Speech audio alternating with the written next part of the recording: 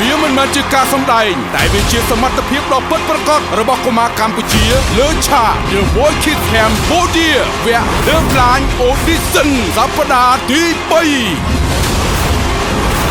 នៅរាត្រីថ្ងៃសៅរ៍នេះគ្រូបង្វឹកទាំង3រូបនឹងបន្តបេសកកម្មដ៏រីករាយសម្រាប់កុមារកម្ពុជា នាងពុំអាចទេ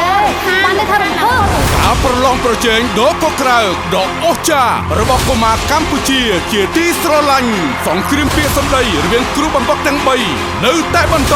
ដើម្បីដណ្ដើមយកកុមារដែលមានសម្លេងពីរោះក្នុងកម្មវិធីប្រឡងចម្រៀងកុមារលំដាប់ថ្នាក់ពិភពលោក The Voice Kids Cambodia វគ្គ The Blind Audition សប្តាហ៍ទី3រងចាំទស្សនាសមត្ថភាពដែលនឹកស្មានមិនដល់របស់កុមារកម្ពុជាលើឆាកដ៏អស្ចារ្យនៅថ្ងៃសៅរ៍នេះចាប់ពីម៉ោង 7:30 នាទីយប់តទៅលើកញ្ចក់ទូរទស្សន៍ហុងមាស HD TV The Voice Kids Cambodia វគ្គ The Blind Audition សប្តាហ៍ទី3